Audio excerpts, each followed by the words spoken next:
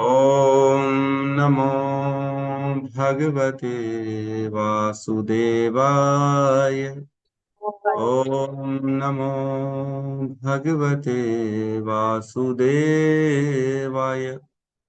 ॐ नमो भगवते वासुदेवाय।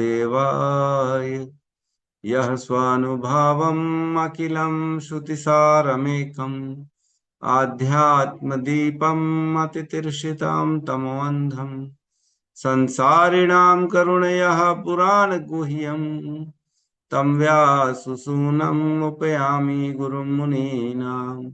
नारायणं नमस्कृत्य नरं चैव नरोत्तमं देवीं सरस्वतीं व्यासं ततो जयमुदीरये।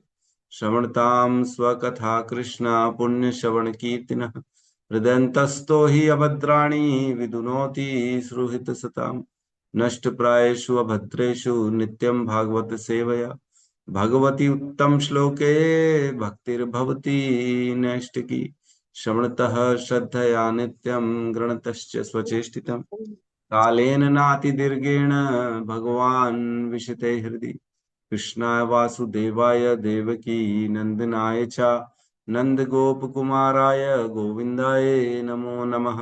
नमः पंकजनाभाय नमः पंकजमालिने नमः पंकजनेत्राय नमस्ते पंकजांग्रिये। जय श्री कृष्ण चैतन्य प्रभु नित्यानंद श्री अद्वैत गदाधर श्रीवासादि गौर भक्त वृंद। हरे कृष्ण कृष्ण कृष्ण हरे हरे हरे राम राम राम हरे हरे। हरे कृष्ण कृष्ण कृष्ण हरे हरे हरे राम राम राम हरे हरे।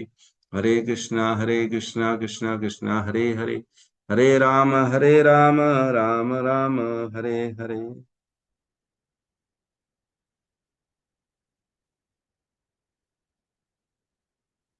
हरे कृष्ण। तो सभी का स्वागत है प्रातःकालीन श्रीमद् भागवतम के सत्र में। और कल हमने श्लोक क्रमांक 18 और 19 को लिया था। कहते हैं प्रश्न पूछते हैं। कौन किससे प्रश्न पूछ रहा है? परीक्षित महाराज सुखदेव गोस्वामी से प्रश्न पूछ रहे हैं, है ना। तो यहाँ पूछ रहे हैं, कृपया करके यह बतलाइए कि मानव समाज के सामान्य धार्मिक संपर्क सूत्र क्या है। धर्म में उनके विशिष्ट कर्तव्य क्या हो। सामाजिक व्यवस्था तथा प्रशासकीय राजकीय व्यवस्था का वर्गीकरण तथा विपत्तिग्रस्त मनुष्य का धर्म क्या हो। तो मनुष्यों का धर्म का प्रश्न पूछा कि सभी प्रकार के मनुष्यों का क्या धर्म होता है। तो भगवत गीता में 18वें अध्याय में धर्म के बारे में बताया गया है। ब्राह्मण के धर्म, वैश्य के धर्म, क्षत्रिय के धर्म और शूद्र के धर्म, है ना। शमो दमः तपः शौचम शांतिम आर्जवम एव वा ज्ञानम विज्ञानम आस्तिक्यम ब्रह्म कर्म स्वभावजम। ये ब्राह्मणों के कर्तव्य बताए गए, ये उनका धर्म है। इससे पीछे नहीं हट सकते वो, ये करना पड़ेगा, है ना। शमो दमः तपः शौचम। शमो मीन्स शमन, है ना, मीन्स जो है शांति। और दमन मीन्स आत्म संयम। दमन मीन्स इंद्रियों का दमन करना, है ना। और तपह तपस्या करना। शौचम मीन्स पवित्रता। और शांति मीन्स सहनशीलता। आर्जवम मीन्स ईमानदारी। ये सब ब्राह्मणों के कर्तव्य। ज्ञानम विज्ञानम, ज्ञानम मीन्स पढ़ना, विज्ञानम मीन्स उसको जीवन में उतारना। जो शास्त्र पढ़ रहे हैं उनके अनुसार जीवन को चलाना, ज्ञानम विज्ञानम। और आस्तिक्यम मीन्स धार्मिकता को जीवन में लाना। और इस प्रकार का ब्रह्म कर्म स्वभावजम, ये ब्राह्मणों के स्वाभाविक कर्म है, ये उनका धर्म है। इसको करना पड़ेगा तभी ब्राह्मण कहलाएगा, नहीं तो नहीं कहलाएगा। इंद्रियों का दमन ही नहीं कर रहा ब्राह्मण जो है, वो उसकी आसक्ति तो पिक्चर की हीरोइन में लगी है। मॉडल देख रहा है दिन रात, उसी के फोटो दीवालों पे टंगा के रखा है। तो ये तो शमन दमन तो हुआ नहीं ना। अपनी इंद्रियों पे, अपने मन पे काबू पाया नहीं। गुटखा खा रहा है, सिगरेट पी रहा है। ब्राह्मण की इच्छा है मैं भी बड़ी कार लूं, मैं भी बड़ा बंगला बना लूं, उसी में वो क्या कर रहा है, अपने जो उसका कैंडिडेट जो आया, उसका शिष्य, उसको केवल वही सुना रहा है जो शिष्य सुनना चाहता है ना। न वो यज्ञ, न वेद, न शास्त्रों में जो रेस्ट्रिक्शंस हैं, जो पाबंदियां हैं, वो बता ही नहीं रहा। अरे मेरा तो जो है यजमान भग जाएगा, मेरे को पैसा नहीं देगा, तो कैसे मेरा सपना पूरा होगा, तो ये अपराध हो जाएगा, है ना। वह क्या कर रहा है, शास्त्रों का केवल उतना ही भाग बता रहा है जितना यजमान को सुनने में अच्छा लगे, है ना, जितना यजमान चाहता है। यजमान को सत्य नहीं बता रहा है, यजमान को जो है कुमार्ग से रोक नहीं रहा। क्यों? क्योंकि उसको धन चाहिए, संपत्ति चाहिए। तो ये शास्त्रों की विवेचना गलत हो गई, इसलिए वह धर्म से विमुख हो गया, और इसलिए ऐसा ब्राह्मण जो है वो धर्म से परे हो गया, इसको धर्म के परे कहेंगे। और हम ऐसे ही पढ़े हैं हमने, क्षत्रिय और जो है वैश्य का कर्तव्य क्या है। तो क्षत्रिय का शौर्यम तेज धृति दाक्ष्यम, युद्धे चापि अपलायनम, युद्धे चापि अपलायनम, युद्ध से पलायन नहीं करना है। युद्ध से ही डर गया अगर कोई क्षत्रिय है, तो वो क्षत्रिय का धर्म तो फॉलो कर ही नहीं रहा है। अगर चला गया वो बॉर्डर में, और बॉर्डर में जाके डर रहा है, ओहो मैं कैसे लड़ूंगा, मेरे से तो लड़ाई नहीं हो पाएगी। आजकल के युद्ध करने के लिए जो सैनिक होते हैं, वो युद्ध से डरते रहते हैं। युद्ध का अगर तिथि छिड़ गई तो वो छुट्टी मांग लेते घर आने के लिए, अरे भैया हमको घर जाना है, काम है घर में। तो ऐसा जो क्षत्रिय है वो क्षत्रिय है ही नहीं, वो बोगस क्षत्रिय है, उसने क्षत्रिय का धर्म निभाया ही नहीं, है ना। जब अर्जुन युद्ध कर रहे थे, तब भगवान ने बोला युद्ध करो अर्जुन, क्षत्रिय का कर्तव्य है युद्ध करना, और अगर क्षत्रिय युद्ध में मारा जाता है तो उसे स्वर्ग की प्राप्ति होती है, मोक्ष द्वारम अपावृतम, मोक्ष के द्वार खुल जाते हैं अगर क्षत्रिय युद्ध में मर जाता है। क्षत्रिय का जन्म ही युद्ध के लिए हुआ है। क्षत्रिय युद्ध से घबरा गया तो वो क्षत्रिय क्षत्रिय नहीं है, उसका धर्म है युद्ध करना, है ना। शौर्यम तेजम, शौर्य अर्जित करना, तेजस्वी होना चाहिए, लड़ना, उसको घबराना नहीं चाहिए। और क्या है, उसके बाद कह रहे हैं कृषि गोरक्षा वाणिज्यम वैश्य कर्म स्वभावजम। वैश्य का कर्म क्या है? कृषि, एग्रीकल्चर, गोरक्षा, गायों की रक्षा करना, ये बिजनेसमैन का धर्म है।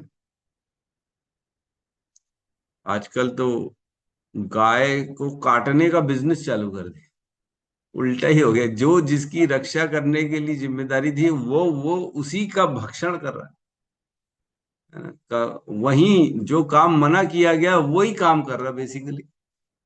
बुचर खाने खोल दिए गए हैं, गायों का जो है मर्डर हो रहा है, गायों को मारा जा रहा है, उनका मांस बेचा जा रहा है, उनकी जो खाल है उसको बेचा जा रहा है, बैग बनाए जा रहे हैं, पर्स बनाए जा रहे हैं, बेल्ट बनाए जा रहे हैं, है ना। लेदर के जो है सब चीज लेदर लेदर आ रहा है।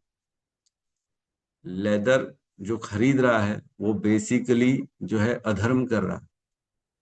अगर हम जीवन में किसी भी प्रकार का लेदर को धारण कर रहे हैं, लेदर का जूता, लेदर के पर्स, लेदर का बेल्ट, या अन्य अन्य जो भी है, बैग वैग जो भी है, तो हम क्या कर रहे हैं, बेसिकली गौ वध को प्रोत्साहन दे रहे हैं। और जिसका भी वध हुआ है उस हमारे उस उपयोग करने वाली चीज में, उसके वध का 1/6 पाप हमको भी लग जाए।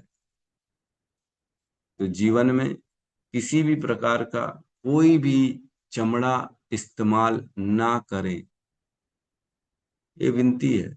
ये हमारे धर्म नहीं है, ये धर्म नहीं है कि हम चमड़ा यूज करें। उल्टा चमड़ा यूज करके जो हम भगवान के कार्य करेंगे वो सब विफल हो जाएंगे। चमड़ा पहने हैं, बेल्ट पहने हैं, है ना, जूते जूते चमड़े का पहने हैं, और उससे सोच रहे हैं हम दान कर लेंगे, उससे सोच रहे हैं हम मंदिर चले जाएंगे, तो वो विफल है, फेल है, उस मंदिर जाने का कोई फल नहीं मिलेगा, क्योंकि हमने चमड़ा धारण किया हुआ। भगवान देखते तक नहीं ऐसे व्यक्ति को जिसने किसी भी प्रकार से कोई गो हत्या में सहयोग दिया हो, देखते तक नहीं। कितना ही हाथ जोड़ लो, कितना ही वहां जाके पैर पड़ लो, कितना ही माला जप कर लो, और देखेंगे ही नहीं। मुंडी मोड़ लेंगे वहां से, अरे बोले ये कौन आ गया, ओ ये तो गौवध का सहयोगी है, इससे दूर रहो, इसको बाहर करो। भगवान देखेंगे नहीं। हमें पवित्रता, इसी को तो कहते हैं पवित्रता, है ना। जीव दया, दूसरों जीवों पे दया कैसे शो करेंगे जब हम इन सब चीजों को बहिष्कार कर देंगे अपने जीवन से। लोग फिश ऑयल यूज कर रहे हैं आजकल, अरे बोले इसमें बहुत क्या क्या है, विटामिन डी, क्या ओमेगा फोमेगा क्या क्या रखा हुआ है, बोले फिश ऑयल। मछली का तेल निकाल के पी रहे हैं। तेल कैसे निकलेगा मछली का, जब तक उसको पूरी तरह से ऐसे निचोड़ा नहीं जाएगा, उसके अंदर का तेल कैसे निकले। तेल निकालना तो जानते ही हो ना, कैसे तेल निकलता है ना। सरसों का तेल कैसे, उसके बीजों को पूरा क्रश किया जाता है, उसको पूरा निचोड़ा निचोड़ा जाता है, उसको पूरा दबाया जाता है, तब जाके उसमें से टिप टिप टिप टिप तेल निकलता है। फल्ली का तेल कैसे निकलेगा, जब पूरी फल्ली को पूरा निचोड़ के उसके ऊपर भारी से भारी सामान रखा जाएगा, एकदम खत्म हो जाएगा, उसके अंदर का पूरा रस निकलेगा, तब तेल निकलता है फल्ली का। तो मछली का तेल कैसे निकलेगा, ऐसी खुशी खुशी मछली दे देगी क्या, अच्छा दे देती हूं मैं, लीजिए तेल, आपको तेल चाहिए, लीजिए लीजिए मैं दे, ऐसे तेल देगी क्या मछली। मछली को भी इकट्ठा किया जाएगा, उसको पूरा क्रश करके उसको पूरा निचोड़ा जाएगा, दबाया जाएगा, तब मछली का तेल टिप टिप टिप टिप करके निकलेगा। और उस तेल को हम, वाह, हमारे हेल्थ के लिए अच्छा। कितनी मछली मर गई एक एक बोतल तेल निकालने में, कितनी, सोच भी सकते हैं। तो इस प्रकार हम कार्य करते हैं, और हमारे कार्यों में पता ही नहीं पड़ता कि हम जो है कितने गंदे कार्य कर रहे हैं। भगवान कह रहे हैं कि हमें गोरक्षा, कृषि, गोरक्षा, वाणिज्य, है ना, ये तीन कर्म बताए गए वैश्य के। और वैश्य क्या कर रहा है, कृषि भी नहीं कर रहा, गोरक्षा भी नहीं कर रहा, वाणिज्य हाँ बिजनेस कर रहा है, लेकिन बिजनेस किसका कर रहा है, लेदर का कर रहा है ना, वो कर रहा है, मांस का कर रहा है, पोल्ट्री फार्म खोल के बैठे हैं, मछली का तेल बेच रहा है अपनी किराने की दुकान में। तो गो रक्षा तो हुआ ही नहीं, जीव की रक्षा तो हुई नहीं, उल्टा जीव का भक्षण हो गया। दया का तो कोई बात ही नहीं है, और उल्टा अपराध पाप अपने घर ले आए, ऐसा काम कर लिया। तो ऐसे कर्म से दूर रहना है ना। नहीं तो बेचारी मछली के सब, जितनी वध है, जितनी हत्या हो रही, सबका पाप लग जाएगा।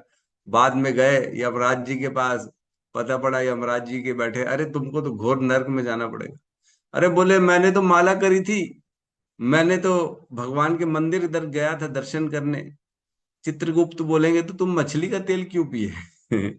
मछली का तेल पी के मंदिर जाओगे तो क्या सोचोगे, तुमको पुण्य मिल जाएगा, तुमको क्या रक्षा हो जाएगी, इतनी सारी मछलियों का वध कर दिया तुमने, तुमको नरक में तो जाना ही पड़ेगा।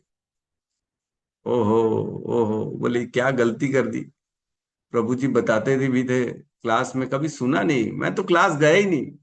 मेरे को लगा सुनना, बस हमने जो है माला जब जब स्टार्ट कर दी है और मंदिर जाना स्टार्ट कर दिए, बस यही है भक्ति, और कुछ नहीं है। इतना भक्ति बस कर लिए, भगवान की प्राप्ति हो जाएगी। अरे ये तो ठीक है, लेकिन क्या नहीं करना है वो भी तो सुन लो। वो कैसे सुनेंगे, सोए पड़े हुए घर में, भागवत कथा चल रही है तो कोई सुन ही नहीं रहा है। एक एक चीज हमारे जीवन में कितनी इंपॉर्टेंट है, हम कितने अनभिज्ञ हैं, कितने इग्नोरेंट हैं, हम कितने जो है नजरअंदाज कर दे रहे हैं। जीवन जीना है तो गहना कर्मणों गति, भगवान बोलते बहुत गहरी है कर्मों की गति, अर्जुन बहुत गहरी है। इसका अर्थ क्या है, बहुत गहरी है मतलब, भगवान कह रहे बहुत गहरी है, मतलब हमारी बुद्धि तो हम समझ नहीं सकते कितनी गहरी। लेकिन फिर भी जितना समझ पा रहे हैं, कभी पहले ध्यान ही नहीं दिया इन सब चीजों पे, है कि नहीं, कभी देखा ही नहीं। पता लगा बाथरूम में आजकल जो साबुन यूज हो रहे हैं वो तक नॉनवेज कभी कभी फैट्स से बनते हैं, चर्बी से बनाए जाते हैं, है ना। साबुन हो गया, शैम्पू हो गया, पता नहीं क्या क्या। तो ये भगवान कहते हैं कि मैंने तुमको बुद्धि दी है ना, आंखें खोलो ना, पढ़ो ना, देखो ना, जो खाने योग्य है उसको खाओ, जो उपयोग करने योग्य है उसको करो, है। बच्चे की एडमिशन करानी रहती है तो ऐसे किसी भी स्कूल में डाल देते हैं। हाँ, चितपट कर लिया, चार स्कूलों के बीच में चिट्ठी निकाल दी, किसी भी स्कूल में बच्चे को एडमिशन डाल दिया। ऐसा तो नहीं करते।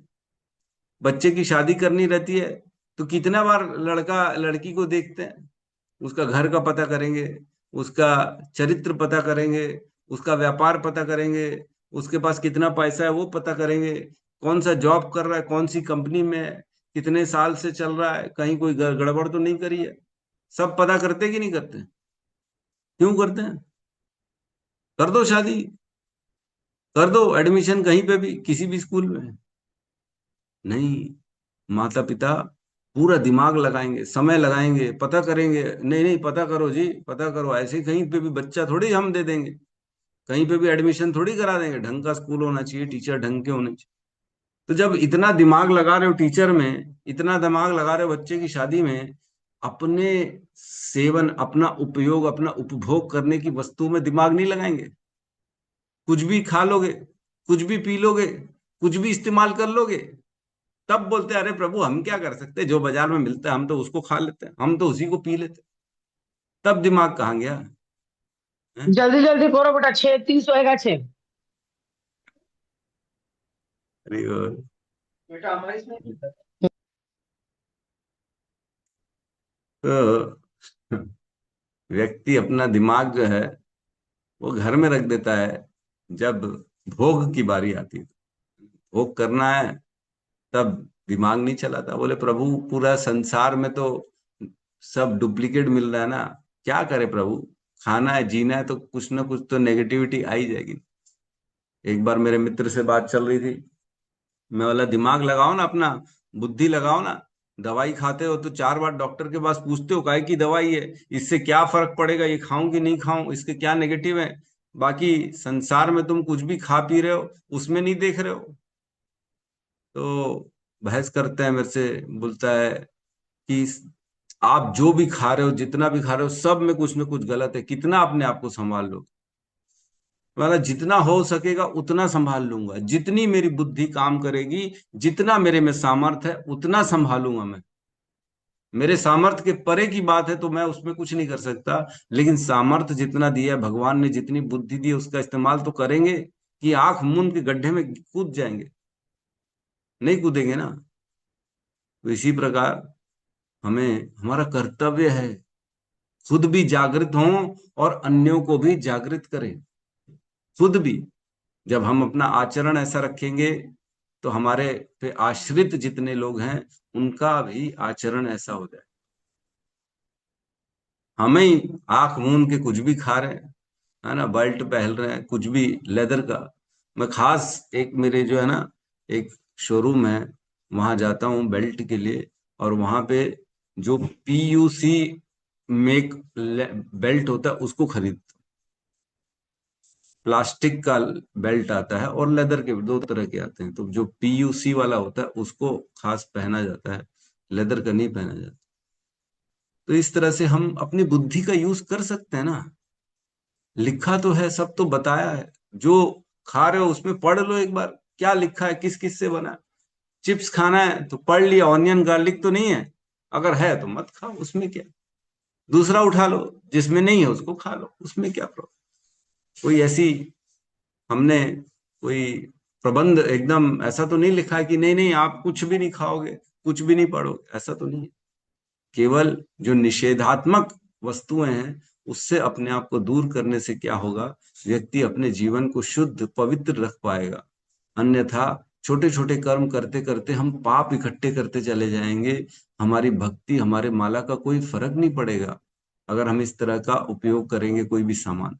क्यों? क्योंकि गौवध हो रही है ना, चारों तरफ यही काम हो रहा है, और भक्त भी उसी में सम्मिलित हो जाएगा, तो भक्त और उनमें फर्क ही क्या, कोई फर्क नहीं पड़ेगा। हैं? हम दूसरों को गाली बक रहे हैं, अरे देखो जी वो लोग तो गौ वध करके गौ मांस खाते हैं, इंसान ही नहीं है वो। तो आप भी तो वही कर ली, आपने डायरेक्ट नहीं किया, आपने इनडायरेक्ट कर लिया, लेकिन सेम पाप लगेगा, सोचो। सेम जो उनको लग रहा है, जिसने खुद अपने हाथ से गौ को काटा है, मारा है, खाया है। और हम अगर गौ का चमड़े का बेल्ट या पर्स यूज कर रहे हैं, तो सोचो हम भी वही पाप इकट्ठे कर रहे हैं जिसने मारा है, सेम टू सेम 1/6 हिस्सा उसको भी लगेगा, हमको भी लगेगा। सहयोग दिया ना हमने। तो धर्म अपना जागना चाहिए। उठो, उत्तिष्ठ जागृत, जागो, धर्म को फॉलो करो। धर्म क्या कहता है हमें? हमें धर्म इन सब चीजों की परमिशन नहीं देता। और कहते हैं शूद्र का धर्म क्या है? परिचर्या आत्मकम कर्म शूद्रस्य अपि स्वभावजम। परिचर्या, दूसरों का जो सेवा है वो करनी है ना? अन्यों की, ब्राह्मणों की, क्षत्रिय की, वैश्यों की सेवा करनी शूद्र। शूद्र को सेवा करनी। आजकल शूद्र भी सेवा नहीं करता, अरे काम से जी चुराता है। जॉब पे तो रख लिया, लेकिन जॉब में भी वो प्रयास यही करता रहता है कि ओ मेरे को काम ना मिले, मैं आराम बस करूं अपनी गद्दी में, टाइम हो जाए मेरा, 5 बज जाए, 6 बज जाए, मेरी छुट्टी हो जाए, बस मैं निकल जाऊं यहाँ से। मेरे को यहाँ बॉस के साथ थोड़ी रहना। जिम्मेदारी जो दी है, आंख मूंद करके बैठा हुआ है। आधे से ज्यादा गवर्नमेंट डिपार्टमेंट में यही काम हो रहा है। जितने भी लोग वहां जॉब कर रहे हैं, किसी को चिंता नहीं है देश की, अपने मालिक की। जो काम मिला है, जो जिम्मेदारी मिली है, उसकी चिंता ही नहीं। पाप, अनैतिकता बढ़ती जा रही है। और जो व्यक्ति है, जो कुर्सी में बैठा है, उसको तो लग रहा है कि मेरी सैलरी कब मिलेगी। दुनिया जाए भाड़ में, हमारे को केवल आराम चाहिए। तो ये शूद्र की जिम्मेदारी नहीं है। शूद्र भी सेवा करे, सेवा से जी ना चुराए, है ना? करके कुछ भी बहाने मार के, मेरे तो बीमार हूँ जी, मेरा तो पेट खराब है जी, मेरे तो सर में दर्द रहता है जी, मेरे से इतना ना लोड नहीं उठाया जा सकता जी, झूठ झाट बोल के अपनी जिम्मेदारियों से पल्ला झाड़ रहे हैं। धर्म के विमुख हो रहे हैं, विपरीत जा रहे हैं। जो धर्म है, जो जिम्मेदारी है, जो सेवा दी गई है, कम से कम वो तो करो। अगर हम बिना कार्य किए धन ले रहे हैं, तो वो धन अधर्म का धर्म धन है ना? ऐसे धन से सुख नहीं मिलने वाला। जॉब कर रहे हैं, और जॉब में जो हमारी रिस्पॉन्सिबिलिटी है, उन रिस्पॉन्सिबिलिटी को पूरा नहीं कर रहे हैं, और केवल हम जॉब सैलरी के लिए कर रहे हैं, तो जो सैलरी आ रही है वो अधर्म का पैसा कहलाएगा। अधर्म है वो। उससे खुशी नहीं मिलेगी, सुख नहीं मिलेगा, शांति नहीं मिलेगी। तो जो भी, जिनके पास भी, जो भी जॉब में बैठे हैं, जो भी अपने पद में हैं, जो भी उनकी जिम्मेदारी हैं, उसको अपनी जिम्मेदारी को अच्छे से निभाएं। ये धर्म है। तो सामान्य धर्म, विशेष धर्म पे कल हमारी चर्चा हुई थी। कुछ पॉइंट्स रह गए थे, इसलिए हमने आज उसको लिया। ठीक है, तो आज हम आगे प्रवेश करेंगे श्लोक क्रमांक 20 में। श्लोक, ठीक है।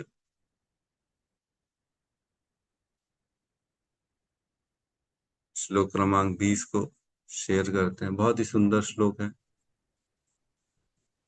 प्रयास करते हैं व्याख्या करने की।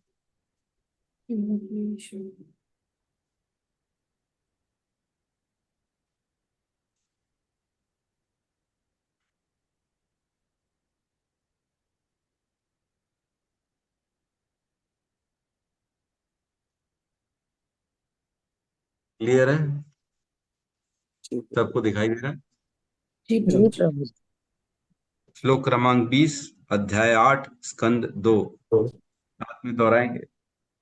योगीश्वर ऐश्वर्य गति, योगेश्वर ऐश्वर्य गति, योगेश्वरेश्वर गति, लिंग भंगस्तु योगिनाम, लिंग लिंग भंगस्तु भंगस्तु योगिनाम्, भंगस्तु योगिताम्, वेद उपवेद धर्माणम, वेद वेद उपवेद उपवेद धर्माणाम्, धर्माणाम्, इतिहास पुराणयो इतिहास इतिहासयो योगेश्वरेश्वरगति योगेश्वरेश्वरगति लिङ्गभङ्गस्तु योगिनां लिङ्गभङ्गस्तु योगिनाम् उपवेदमानां वेदोपवेदधर्माणाम् पुराणयो इतिहासपुराणयो योगेश्वरयो ऐश्वर्यगतिर्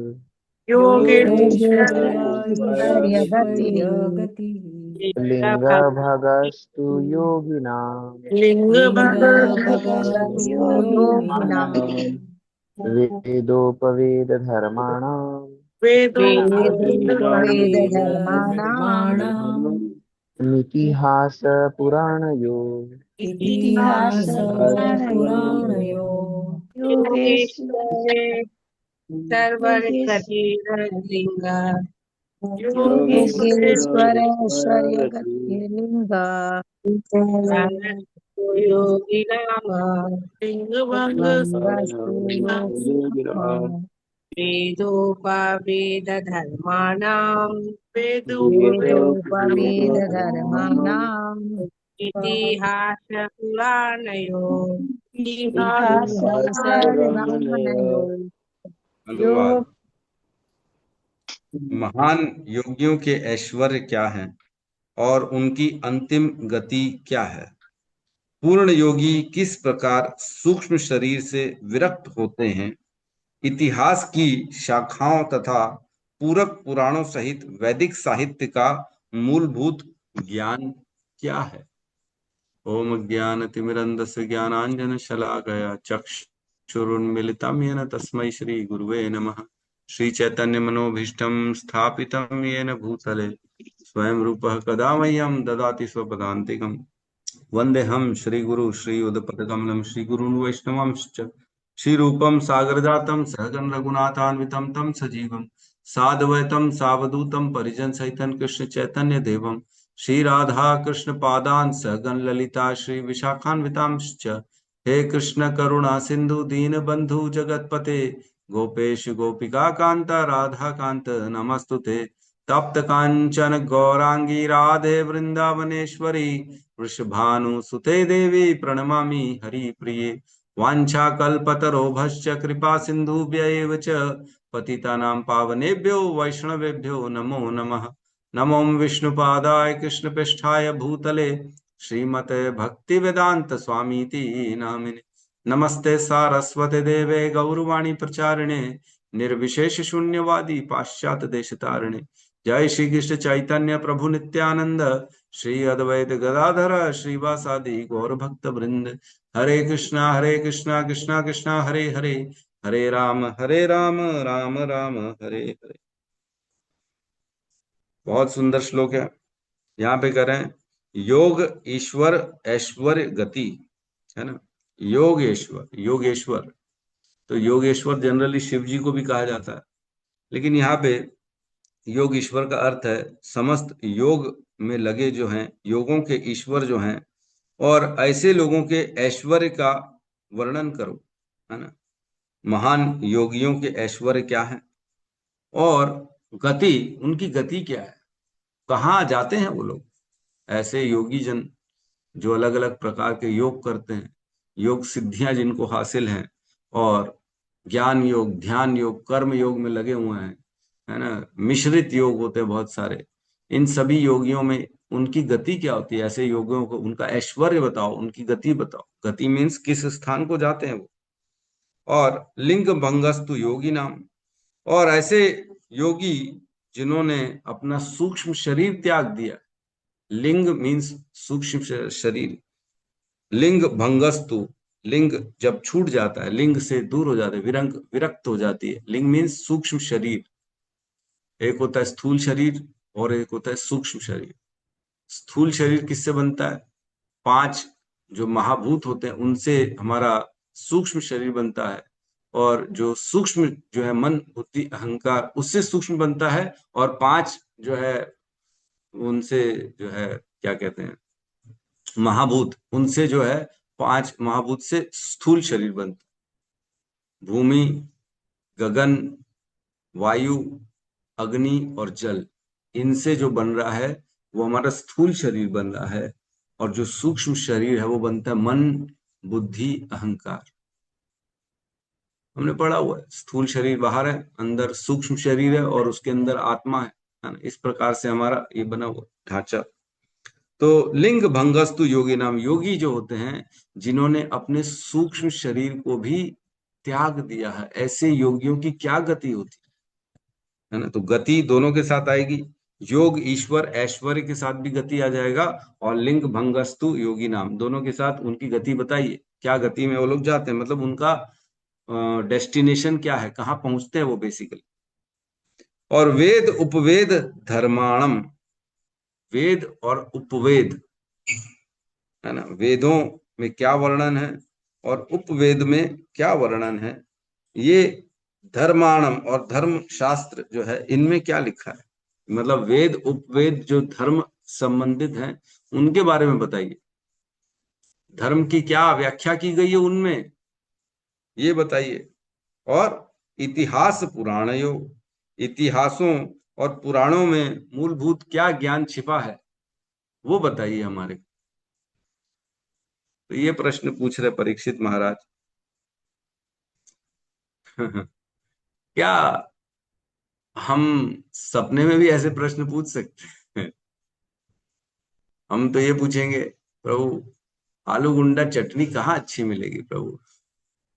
है कि नहीं?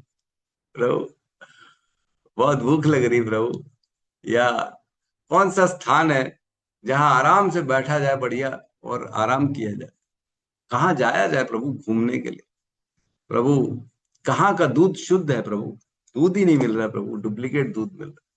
हमारे पखानजूर में शुद्ध पनीर मिलता है, मिठाइयाँ मिलती है, तो प्रभु जी हमेशा बोलते हैं प्रभु आप आओ पनीर लेके जाओ यहाँ से। आज तक तो मिला नहीं पनीर, लेकिन भविष्य में जरूर मिलेगा। तो कहने का अर्थ ये है कि शुद्धता तो है नहीं, ये विचार चलता रहता है कहाँ क्या मिला है, क्या खाए क्या पिए, क्या वस्त्र पहने, है कि नहीं। पूछते हैं लोग प्रभु धोती कुर्ता कहाँ अच्छा मिलेगा प्रभु, हमको जा रहे हैं वृंदावन, कहाँ से खरीदे धोती कुर्ता। तो हम लोग जो भौतिक लोग हैं उनके पास यही प्रश्न रहते हैं, भौतिकताई वाले प्रश्न होते हैं। लेकिन देखो परीक्षित महाराज के प्रश्न कितने गहरे, पढ़ो तो ऐसा लगता है कभी वाकई में ये सब तो हम कभी सोच भी नहीं सकते कि ऐसा प्रश्न भी किसी से करना चाहिए। क्योंकि इतना ज्यादा हमारी ट्रेनिंग हुई है भोगों में, इतना ज्यादा इंद्रिय तृप्ति में हमारी ट्रेनिंग हुई है कि केवल भोग और इंद्रिय तृप्ति और शरीर, शरीर से संबंधित जितने लोग हैं, ये भौतिक संसार में जो भी वस्तुएं हैं उनके अलावा हमारा दिमाग कहीं चलता ही नहीं। पहाड़ों की तरफ चले जाओ, वृक्षों की तरफ चले जाओ, लोग ज्ञानी समझते अपने आप को, अरे ये कौन सा पेड़ है, अरे प्रभु आपको मैं बताता हूँ, रुको रुको बैठो, इसका फूल देखो ऐसा है ना, इसका फूल ऐसा है, इसकी डंडी बड़ी है, इसकी डंडी छोटी है, इसमें महक ऐसी आती है वैसी आती है, तो ये इस प्रजाति का वृक्ष है। वाह, आप तो बहुत विज्ञानी, आप तो बड़े महान ज्ञानी, शिक्षा हो गया आपके पास, बहुत बड़ी शिक्षा है। अच्छा, शिक्षा हम बच्चों को भेज रहे हैं स्कूलों में सिखाने के लिए, लोग माता पिता को टेंशन होती, बच्चा जा नहीं रहा स्कूल, बच्चा पढ़ नहीं रहा। मेरा मेरा भी मतलब सबका, हमारा सबका ये प्रॉब्लम है आजकल कि बच्चे स्कूल नहीं जा रहे, बच्चे पढ़ नहीं रहे। कैसे भी करके माँ बेचारी सुबह उठेगी 5 बजे, टिफिन बनाएगी, बच्चों को स्कूल भेजेगी। बच्चा बेचारा बस्ता में इतना बड़ा बड़ा भारी बस्ता लाद के स्कूल जाता है, फिर शाम को बहुत थका हारा बच्चा आता है। कभी सोचा भी है कि क्या शिक्षा मिल रही है उसको। हम बच्चों को स्कूल क्यों भेजते हैं? शिक्षा के लिए भेजते। शिक्षा किसे कहते हैं, अच्छा बताइए, क्या शिक्षा मानते हैं आप, क्या शिक्षा है, शिक्षा क्या है, किसे शिक्षा कहते हैं बताइए, कौन बताएगा। क्या शिक्षा है, शिक्षा किसे कहते हैं बताइए, वही तो बताइए। आइए, इतने लोग हैं, आप हमारे 80 लोग जुड़े हो हमारे साथ। कुछ भी हरे बताइए, कृष्ण उसमें क्या प्रभु जी, है। दंडवत प्रणाम। हाँ प्रणाम, यस बताइए। जी प्रभु जी, जो हमें अज्ञान से ज्ञान की ओर अ, अग्रसर करे और जिससे हमें आध्यात्मिक ज्ञान मिले, उसे हम शिक्षा कह सकते हैं। उसे आध्यात्मिक ज्ञान मिले उसे शिक्षा कह सकते। यस नूतन माता जी आप बताइए। हरे कृष्ण प्रभु जी। शिक्षा का अर्थ है संस्कार जो हमें मिलता दिया जाता है, अच्छी माने जो भी। एक संस्कार जो दिए जाते हैं उसे शिक्षा कहते हैं। ये वाह बहुत सुंदर। यस रीमा माता जी तो हमारी टीचर हैं ये ज्यादा अच्छे से बताएगी। हरे यस कृष्णा माता जी। प्रभु। हरे कृष्णा प्रभु जी, दंडवत प्रणाम। प्रभु जी, हाँ शिक्षा आज के अर्थ, अगर आज का परिवेश अगर हम देखें तो इस शिक्षा को तो हम अब क्या शिक्षा बोले प्रभु जी। मैं खुद एक टीचर हूँ, जो शिक्षा स्कूल में दी जाती है उससे मैं खुद सहमत नहीं हूँ, जबकि मैं एक शिक्षिका हूँ। क्योंकि वहाँ पे भौतिकता के अलावा और बच्चों को हम आप पढ़ लिख करके आप ये बनोगे, आपकी ये पैकेज होगी, यही बात होती है प्रभु। लेकिन वास्तविक शिक्षा तो यही है जो हमें अज्ञानता से निकाल के ज्ञान की ओर ले चले प्रभु। और जब अज्ञानता से हम ज्ञान की ओर जाएंगे तो आध्यात्मिक आ ही जाएगा प्रभु। उसमें उसमें तो लिप्त ही है, वो ज्ञान में सभी लिप्त है। लेकिन ये है आज की जब शिक्षा की हम जो बात करते हैं प्रभु जी, उसमें हमें नहीं लगता कि कहीं भी किसी भी, मैं रोज वही काम करती हूँ, मैं खुद नहीं किसी को बोलती हूँ, मैं झूठ क्यों बोलूं आपसे, क्योंकि हमें अलाउ नहीं करता हमारा मैनेजमेंट कि आप दो शब्द बोल सके। अगर भगवत गीता का श्लोक पढ़ने के लिए बोलना है तो हमें जाके अथॉरिटी से परमिशन लेनी पड़ती है कि क्या मैं भगवत गीता का श्लोक बच्चों को बता सकती हूँ। क्यों? क्योंकि वहां पे जो पूरा एक चल रहा है प्रभु जी कि आप बच्चों को ट्रेंड करिए, आप ये म्यूजिक है, डांस है, और डांस भी और गाने ऐसे हैं प्रभु जी कि हम लोग जब स्कूल में पढ़ते तो हे प्रभु आनंद दाता ज्ञान हमको दीजिए, प्रार्थना होती थी, हमें याद है। और अभी जो प्रेयर होती है वो भी प्रभु जी इंग्लिश में होती है। और क्या प्रेयर होता है, क्या होता है, मुझे कुछ समझ नहीं आता। लेकिन हमारी बाध्यता है कि हम कुछ कर भी नहीं सकते हैं प्रभु जी। तो मेरे हिसाब से तो शिक्षा आजकल की, मैं शिक्षा को शिक्षा बोल ही नहीं सकती प्रभु जी। माता जी जबकि शिक्षक है, टीचर है, और बहुत सुंदर व्याख्या कर रही है माता जी शिक्षा की, स्कूल की, टीचिंग की। ठीक है। यस नीलम माता जी आप बताइए शिक्षा क्या है। हरे कृष्णा प्रभु जी। प्रभु जी, हाँ, वास्तव में शिक्षा जैसे सी और क्षा लिखा हुआ है, तो हम तो यही समझते हैं कि जो शरीर का जो भान हमें है, उससे जो हमें मुक्ति दिलाए, क्षय करे उसका, वही वास्तव में शिक्षा होना चाहिए। जो हम आज अपने शरीर को समझते हैं कि हम शरीर है, और शरीर से संबंधित जितने रिश्ते नाते हैं, उसी को चलाने के लिए हम पूरी जिंदगी लगे रहते हैं। मेरा परिवार, मेरा घर, मेरा समाज, बस इसी को चलाने के लिए जो हम सोचते हैं, समझते हैं, जो ज्ञान हमारे पास है, इसका जो क्षय करे, वही वास्तव में शिक्षा होनी चाहिए। लेकिन जो आजकल की शिक्षा है, वो इसी को बढ़ावा देती है कि कैसे हम अपने इस शरीर को अच्छे से चला सके, कैसे हम इसका अच्छे से भोग कर सके, कैसे हम अच्छी नौकरी प्राप्त कर सके, और कैसे हम ज्यादा से ज्यादा धन कमा सके। आज की शिक्षा यही है। लेकिन वास्तविक शिक्षा यही होनी चाहिए, जैसे अभी बहुत सारे भक्तों ने बताया ना, कि ज्ञान से जो मतलब अंधकार से जो हमें प्रकाश की ओर ले जाए। तो ये भी दो प्रकार का होता है ज्ञान। एक ज्ञान होता है जो हमें भौतिक ज्ञान देता है, जिससे कि हम अपने शरीर को चला सके अच्छे से, और एक ज्ञान होता है जो हमें आत्मा का ज्ञान देता है। तो वास्तविक शिक्षा वही होती है जो हमें शरीर के भान से बाहर निकाल के आत्मा का ज्ञान प्रदान करता हो। हरे कृष्ण। कृष्णा यस बहुत सुंदर। यस सुमन माता जी आप बताइए। हरे कृष्णा। अब प्रभु जी, शिक्षा जो है वो जन्म से लेकर मृत्यु तक चलने वाली एक प्रक्रिया है, जो धर्म और अधर्म, ज्ञान और अज्ञान के बीच हमें भेद करना सिखाती है। बहुत सुंदर जवाब दिया माता जी ने। जो धर्म और अधर्म के बीच में भेद सिखाए, जो ज्ञान और अज्ञान के बीच में भेद सिखाए।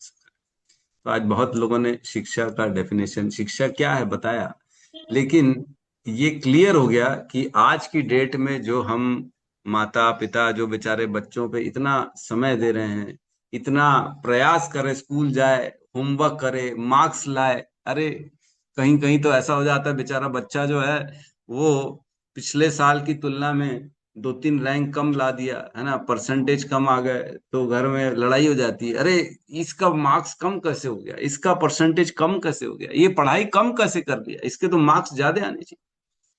तो व्यक्ति समझ ही नहीं पा रहा है कि शिक्षा है क्या। जो आज हम बच्चों को पढ़ा रहे हैं वो पूर्ण रूपेण गधा बना रहे हैं। गधा बन रहा है बेचारा बच्चा, उसको और गधा बनाने के लिए उसके ऊपर और मारा पीटी हो रही है, लड़ाइयाँ झगड़ा हो रहा है, उसको उसको समझ में ही नहीं आ रहा है कि मैं क्या पढ़ रहा हूँ। मुगल संप्रदाय पढ़ रहा है। टीचर, मेरा बच्चा तो बोलता है पापा मैं ये पढ़ूंगा ही नहीं। मेरे को हिंदी में मेरे को कई बार बोलता है मैं ये पढ़ूंगा ही नहीं। मेरे से कभी कभी जैसे बात करता है तो बताया मैं तो मुगल संप्रदाय, जो मुगल आए थे, आक्रांति थे, उन्होंने हमारे मंदिर तोड़े। उन्होंने 17 बार जो है हमारे जगन्नाथपुरी मंदिर को तोड़ने के लिए प्रयास किया। हमारे वृंदावन के इतने सारे मंदिर तोड़ दिए गए, है ना। मदन मोहन जो मंदिर था, उसका गुंबद जो था वो औरंगजेब के जो है महल से बड़ा था। तो उसने 5 ऊपर के जो माले थे मंदिर के वो तोड़वा दिए कि मेरे मंदिर मेरे गुंबद से बड़ा कैसे हो, तोड़वा दिए। तो इस प्रकार ये लोग सब हमारे जो धार्मिक, हमारी संप्रदाय, हमारे पास जो जो अ, संपत्ति थी, मंदिर थे, हमारे दिव्य स्थान जो थे, सब तोड़ दिए।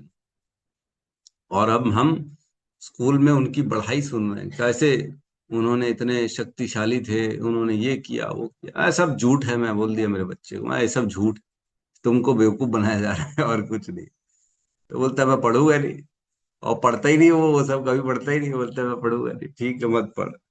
तो कहने का अर्थ यह है कि शिक्षा जो हम समझते हैं और आज हम अपने बच्चों को जो दे रहे हैं, उनमें दोनों में भेद है।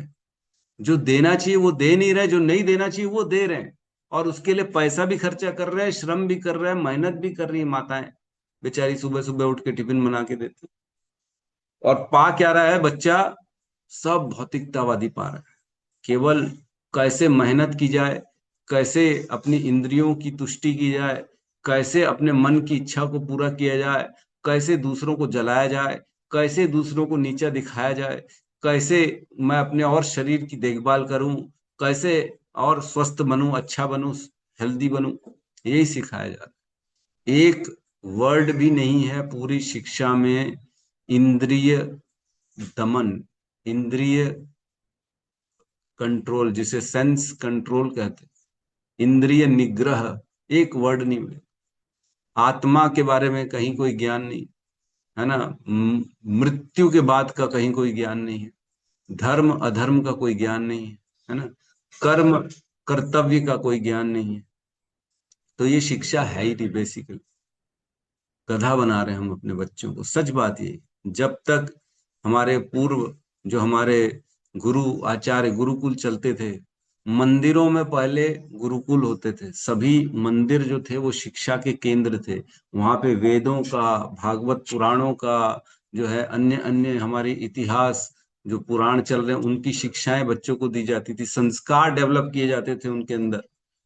माता पिता का अस्तित्व क्या है, गुरु का अस्तित्व क्या है, भगवान क्या है, देवता क्या है, कैसे ये प्रकृति काम करती है, कैसे जन्म मृत्यु का चक्र चलता है, कैसे अच्छा बुरे कर्तव्यों का हमें जीवन में कर्म का फल भोगना पड़ता है। तो सही गलत बताया जाता था। अब तो सब बाहर कर दिया गया। जब ब्रिटिश आए थे इंडिया में, ब्रिटिशर्स, तो उन्होंने एक मैककॉले था, उनको भेजा। उनके बहुत बड़े इकोनॉमिस्ट थे, है ना। पुरानी बात है, 1800 सन की बात है, कि कैसे हम इस भारत पे कब्जा करें, कैसे ये इतनी संपदा, इन लोग इतने ज्यादा खुशहाल हैं, इसके पीछे का कारण क्या है, कैसे हम इनको अपने अधीन करें। तो वो जो लॉर्ड मैकॉले था, उन्होंने आके पूरी स्टडी करी इंडिया में, और उन्होंने बहुत बड़ा थीसिस बना के दिया कि इनकी संपदा, इनकी सुख का कारण इनके गुरुकुल है। इनके पास जो शक्ति है वेदों की, और इनके पास जो शिक्षा प्रणाली है, ये इनकी जो है मजबूती का कारण है। क्या करो, इस प्रणाली को खत्म करो, इनको इन्हीं के शास्त्रों के विरुद्ध कर दो, इनको इन्हीं के संस्कृत के खिलाफ कर दो, तो खुद ब खुद ये लोग कट जाएंगे और इनको जो है अधीन हम कर लेंगे। तो उन्होंने इस प्रकार का जो है पूरा थीसिस बना के दिया। और फिर ब्रिटिश जो थी, उन्होंने आए इंडिया में, उन्होंने अपने स्कूल चालू किए, है ना। पहले क्या होता था, गुरुकुल, गुरु के पास जाके वहां पे शिक्षा करते थे। अब उन्होंने गुरु को जगा के हटा के उसकी जगह ईश कर दिया। ईश मीन्स ईशुमती, ईशु मसीह, ईशु मसीह, ईश स्कूल, तो उसको बन गया स्कूल। ईश स्कूल को कर दिया, अब आगे चल के स्कूल स्कूल हो गया वो। तो कहने का अर्थ ये है, उन्होंने हमारे गुरुकुल को हटा दिया और उसकी जगह ईश स्कूल को लगा दिया, ताकि हम इनके जो है, जो जीसस क्राइस्ट है और अन्य अन्य जो इन लोगों के जो प्रिंसिपल है उसको फॉलो करें, न कि अपने हमारे पुराणों को, हमारी शिक्षाओं को। अपनी शिक्षाओं को हमने रिजेक्ट कर दिया। कौन से स्कूल में भगवत गीता, रामायण, महाभारत सिखाई जा रही है? किसी भी स्कूल में नहीं सिखाई। देवता कौन है यही नहीं मालूम लोगों को। काट दिया हमारे बच्चों को हमारे देवताओं से, हमारे ईश्वर से, हमारे भगवान से, हमारी भगवत गीता से, भागवतम से। इसलिए आज के बच्चों को ये पता ही नहीं कि भगवान है कौन। और माता पिता का भी आजकल कोई रोल नहीं है। वो तो बेचारे खुद भोग रहे हैं, वो तो खुद खाने पीने, घूमने, मजे करने में, आनंद लेने में व्यस्त हैं। तो वो बच्चों को क्या सिखाएंगे कि शिक्षा क्या होती है, संस्कार क्या होता है? जब वही बच्चा जो सीखेगा वही कर्म करेगा। बच्चे ने सीखा ऐश करना, मजे करना, इंद्रिय तृप्ति करना, बड़ा होके वही करता है और उसके लिए अपने माता पिता को भी मार देता है, क्योंकि सिखाया वही गया ना। तो आज की डेट में सुनाई देता है, बच्चा अपने माता पिता को वृद्धाश्रम छोड़ दिया, है ना। हम यहाँ बोलते अरे क्या जमाना आ गया, क्या जमाना आ गया। बच्चा माँ बाप की देखभाल नहीं कर। अरे तो तुमने की क्या? तुमने खुद की अपने माँ बाप की देखभाल। तुमने क्या सिखाया? भगवत गीता अपने बच्चे को, भागवत सुनाया, संस्कार दिए, तुमने मंदिर जाना सिखाया? नहीं सिखाया। भोग सिखाया, खाना पीना सिखाया, पार्टी सिखाया, दिन रात पार्टी पार्टी पार्टी चल रही। आजकल तो इतना क्रेज हो गया, मैं देखता हूँ हर आदमी की हफ्ते में 5 दिन पार्टी होती, 5 दिन बाहर खाना खाता, हर व्यक्ति। क्यों? बस आज इससे जाना है, उधर जाना है, रातों को लेट हो रही है, रोज सो रहे 12, 1, 2 बजे। तो क्या संस्कार बच्चों में आएगा? बच्चे अपने माता पिता को अपना आइडल समझते हैं, अपना हीरो समझते हैं। जो माता पिता करेगा बच्चा वही करेगा। माँ बाप अगर भक्ति करेंगे तो बच्चा भी माला पकड़ के भक्ति करेगा। माँ बाप अगर दारू पियेंगे तो बच्चा ड्रग्स लेगा, उनसे 4 कदम आगे चला जाएगा, नशे में 4 कदम आगे निकल। जो मेरे बाप ने किया उससे मैं ज्यादा बड़ा करके दिखाऊंगा संसार। पिताजी ने केवल लूट खसोट करी तो बच्चा मर्डर करेगा, उससे 4 कदम आगे निकले। ये शिक्षा होती है, ये हम बोले चाहे ना बोले, बच्चे अपने माँ बाप से ही सीखते हैं और उनके पद चिन्हों पे वो आगे बढ़ते हैं। तो अगर माँ बाप खुद संस्कारी होंगे, भगवत गीता पढ़ेंगे, भागवत पढ़ेंगे, माला जप करेंगे, तो घर का माहौल ऐसा ही रहेगा। बातें क्या होंगी? राम की बात होगी, लक्ष्मण की बात होगी, कृष्ण की बात होगी, राधा रानी की बात होगी। तो बच्चे वो सुनेंगे, सुन के संस्कार बनेंगे, उनके हृदय में जाएंगे। तभी कहते थे ना, माँ बाप को, बच्चों को अपने दादा दादी के साथ रहना चाहिए, क्योंकि दादा दादी क्या होते हैं? बच्चों को कथाएं सुनाएंगे, रामायण की कथा सुनाएंगे, राम की कथा सुनाएंगे, है ना। तो इस प्रकार महाभारत की कथा सुनाएंगे तो बच्चों के अंदर संस्कार बैठेंगे। समय नहीं है माँ बाप के पास, जॉब करे तो कोई बात नहीं, आप दादा दादी के पास छोड़ दो ताकि वो रामायण महाभारत सीखे। कहने का अर्थ ये है बेसिकली कि शिक्षा हम कहाँ थे? हम तो व्याख्या पे गए ही नहीं, श्लोक की शिक्षा पे रुक गई हमारी आज की कक्षा। तो ये क्योंकि बहुत चुभने वाला ये जो है ना सेक्टर है, ये जो टॉपिक है, बहुत मेरे को हृदय में चुभता है। मैंने पहले 2 साल पहले भी प्रयास किया कि स्कूलों में जाऊं, भगवत गीता और भागवत का प्रचार करूं, भगवत बच्चों को शिक्षा दूं। लेकिन बहुत ज्यादा दुखी हो गया मैं जब स्कूलों ने मुझे बोलने में मना कर दिया। स्कूल क्या बोलते हैं? अरे हम तो सेक्युलर हैं, हम तो सभी धर्मों को फॉलो करते हैं, आप भगवत गीता बोलोगे, आप भगवान के नाम लोगे तो हमारे बाकी स्टूडेंट्स को प्रॉब्लम होगी, इसलिए हम आपको अलाउ नहीं कर सकते। ये मैंने सुना है, मैंने खुद ने सुना है ये स्कूलों से जवाब। क्यों? क्योंकि कुछ उनके स्कूल में बच्चे ऐसे भी हैं जो हिंदू नहीं है। उन बच्चों की कारण वो अपने हिंदू शिक्षा को रोक रहे। बड़ा आश्चर्य होता है। क्या हम मुंह दिखाएंगे? अपने धर्म आज कभी शरीर छोड़ेंगे, जब ऊपर जाएंगे क्या मुंह दिखाएंगे अपने पितरों को, अपने देवताओं को? तुमने कौन सा धर्म का प्रचार किया, क्या किया तुमने अपने जीवन में? हैं? केवल धन कमाने के लिए तुमने शिक्षा, जो सनातन हमारे, जो भगवान की, देवताओं की जो इतनी इतिहास कहानियां हैं, वो सब बताने से रोक दिया। बहुत बड़ा आघात होता है मेरे को तो।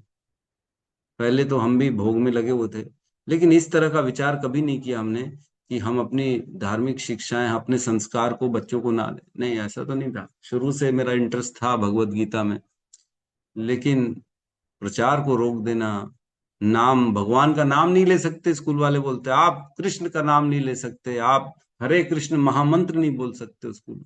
क्यों? क्योंकि दूसरे संप्रदाय के बच्चे भी हैं ना हमारे स्कूल में, इसलिए नहीं बोलते। अरे आप कौन से संप्रदाय के हो? आप अपना संप्रदाय में ही दृढ़ नहीं हो, आपको अपनी संप्रदाय, अपने सनातन धर्म की रक्षा करने नहीं आता है, तो फिर क्या बात है? जब आप अपने ही घर के लोग अपना ही घर लुटाने में लग जाएंगे, तो सनातन धर्म की रक्षा करेगा कौन?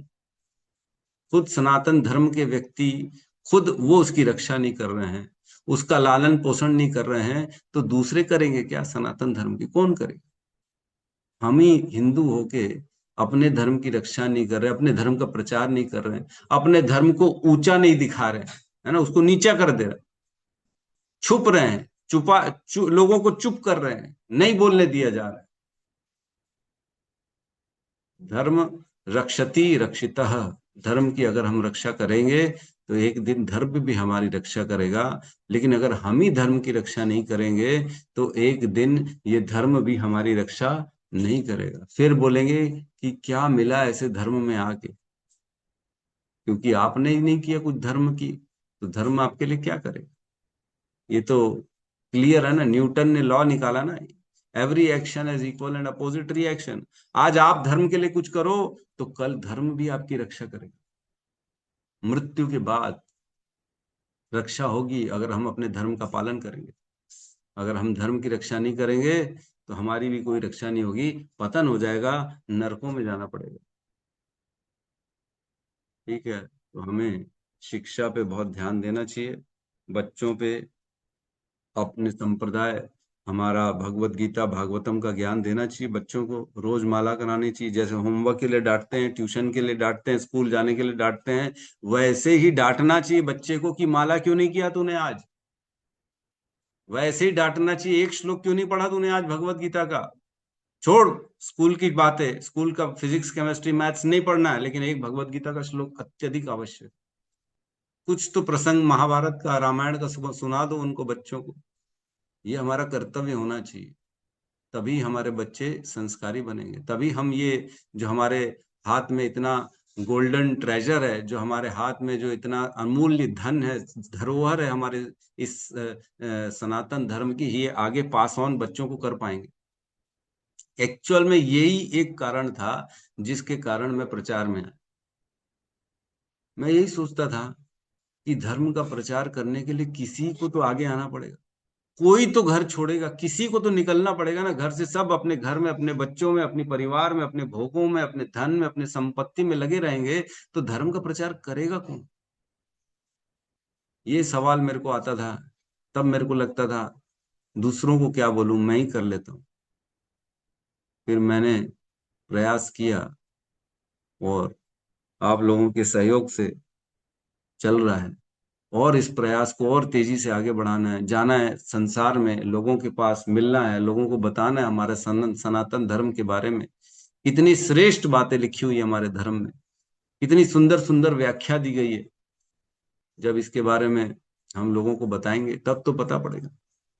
कल भी एक मेरे पास पोस्टर आ गया, उसमें लिखा था कि जो है ना, जीवों की सेवा ही परम धर्म है, ये भगवत गीता का ज्ञान है, ऐसा करके कोटेशन मेरे को भेजा किसी ने, नंबर भी नहीं जानता मेरे को। मैं फोन आया, प्रभु ये इसमें तो लिखा है भगवत गीता में कि जो है दूसरे मनुष्यों की मानव सेवा ही जो है सबसे बड़ा धर्म है। तो लोगों को ज्ञान ही नहीं भगवत गीता। मैंने कहा ऐसा तो नहीं लिखा है भगवत गीता में, मैंने तो पढ़ी है कि सबसे बड़ा धर्म केवल मनुष्यों मानव सेवा है, ऐसा कहाँ लिखा है भगवत गीता में। तो बोले प्रभु पोस्टर में तो लिखा है। अब मैंने कहा पोस्टर में कुछ भी लिख दो तो थोड़ी सच हो जाएगा। और प्रचार चल रहा है वही, जिसका जो काम है ना निकालना है तो उसको वही फैला रहा है, और उसको चाहिए ऐसे लोग जो काली मनुष्यों की दूसरों की सेवा करें, तो यही यही फैला रहा है। एक्चुअल ज्ञान तो लुप्त होता जा रहा है, तो उसका कौन प्रचार करेगा। बहुत प्रश्न आते हैं मेरे पास, प्रभु जी भगवत गीता में ऐसा लिखा है क्या, भगवत गीता में ऐसा लिखा है क्या, ये सही है कि गलत है। हाँ, सब आधे से ज्यादा खंडन करना पड़ता है, सब गलत है, ये भी गलत है वो भी गलत है। एक्चुअल नॉलेज तो किसी के पास पहुंच ही नहीं रहा। ठीक है, तो कोई बात नहीं, आज के श्लोक को हम कल दोबारा ले लेंगे, श्लोक क्रमांक 20 को। अजीत माधव प्रभु जी का हैंड रेज है। यस अजीत माधव प्रभु, कहिए क्या प्रभु कहना चलो प्रणाम प्रभु जी। चाहते। हाँ प्रभु। प्रभु जी प्रणाम। प्रभु जी जैसे आज की क्लास में आपने लेदर के उपयोग पर बताया और पहले भी बताया था इसको, तो प्रभु जी पहले हम लोग तो लेदर का जाते थे तो कहते रेड शीप वाला जूता दीजिए, बढ़िया जो पेवर लेदर हो, बेल्ट लेते थे। अब तो सब छोड़ दिए प्रभु जी, जब से आपका सानिध्य प्राप्त हुआ। और प्रभु जी जो माने जितने समय पहने थे उसको, अब उसके लिए और कुछ तो नहीं कर सकते, प्रायश्चित करते हैं। ये तो अपराध हुआ, पाप हुआ, नहीं करना चाहिए था, लोगों को बताते भी हैं। तो प्रभु जी जैसे इसे अब प्रायश्चित ही कर सकते हैं, और तो कुछ नहीं कर नहीं सकते, उसको छोड़ दिया प्रभु जी, आगे नहीं करेंगे। ये रेशम का भी पहले सिल्क रेशम भी पहन लेते थे कभी कभी, वो भी छोड़ दिया, अब शुद्ध सूती पहनते हैं प्रभु जी। तो मतलब अब इसका कैसे, जो इसमें अपराध हो गया प्रभु जी, इसका समन कैसे होगा। बस धीरे धीरे होगा ना। अब ये देखो, एक चीज इंपॉर्टेंट है कि आज के बाद नहीं करूंगा, और अब भगवान की शरण में आ गए, जो गलती हो गई उसको माफ कर दो भगवान। तो भगवान तो इतने दयालु हैं कि बड़े से बड़े जघन्य अपराध क्यों न कर दिया हो, पापी तापी क्यों न हो, बड़े से बड़ा पाप क्यों न किया हो, उसको भी भगवान दूर कर देते हैं। भगवान उस पे जो है, भगवान की नाम की इतनी शक्ति है कि वो सभी पापों को मुक्त कर देती है ना। तो एक बार शरण में जाए भगवान के नाम की, और उनसे प्रायश्चित कर लें कि आज के बाद जो है मैं इस तरह से कभी नहीं करूंगा, है ना। तो बस ये इतना कर लें तो भी बहुत, दोबारा पाप अच्छा, ना जो करें। प्रभु जी सर लेदर के उपयोग माने रखा हो तो किसी को देना भी नहीं चाहिए, नहीं तो और भी हमको भी अपराध लगेगा। अच्छा, रखे हुए घर में। नहीं दे। नहीं सर, उसको उपयोग नहीं किया, डिस्ट्रॉय कर दें किसी को, डिस्ट्रॉय कर देंगे तो क्या फायदा। डिस्ट्रॉय कर दो, कहीं पे किसी जगह जाके फेंक के आ जाओ, गाड़ के आ जाओ कहीं पे भी, है ना, ऐसा कर लो।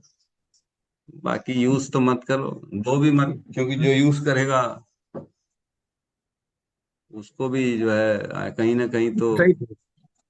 उसका, नहीं उसकी शुद्धि पवित्रता खत्म हो जाएगी ना। भले उसने चलो पैसे दे के नहीं, खर्चा करके नहीं किया, उसने प्रोत्साहन नहीं दिया, उसको तो किसी ने गिफ्ट दे दिया, लेकिन फिर भी उसकी जो पहने रहेगा तो भगवान उसकी सेवाएं स्वीकार नहीं करेंगे ना, क्योंकि उसने मांस, जो गौ मांस या जो चमड़ा है उसको अपने शरीर से लगा के रखा है, तो पवित्रता नहीं बनेगी।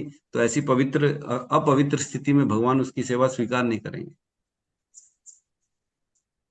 ठीक प्रभु जी, प्रभु जी। अच्छा, दूसरा प्रश्न प्रभु जी, चतुर्मास में एक लोग कल कहे कि भागवतम का आज आयोजन नहीं कराया जा सकता, ये मतलब, तो हमने कहा नहीं, इसमें केवल शादी विवाह या गृह प्रवेश नहीं होता, भागवतम का तो आयोजन होता है। प्रशांत मुकुंद प्रभु जी का तमाम भागवतम हो रही है, कहे भगवान सो गए हैं, कौन सुनेगा। हमने कहा, तो देखो ऐसा तो ऐसा है। है, भगवान पहली बार तो सोते नहीं है ना, भगवान योग निद्रा में रहते हैं, है ना।